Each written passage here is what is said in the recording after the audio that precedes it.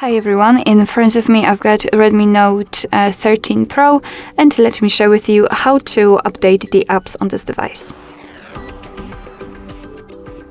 Let's start with making sure that you've got the internet connection that's required, and then we can enter the Play Store. Of course, you will be able to follow all of my steps if you've got your Google account added to the device.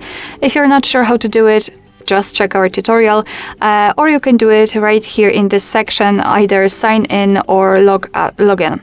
You can create the account also. So let's tap on the circle, which is your account, and tap on My Apps and Games. Now we have to tap on Manage, right here, and tap on Updates Available.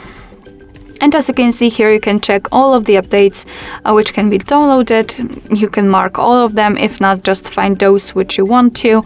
So for example, 3 or 4 of them, and then tap on this update icon in the right upper corner.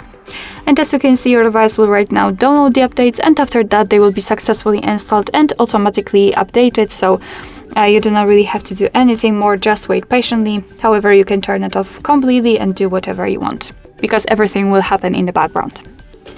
Alright, so that will be all. Thank you so much for watching. I hope that this video was helpful, and if it was, please hit the subscribe button and leave the thumbs up.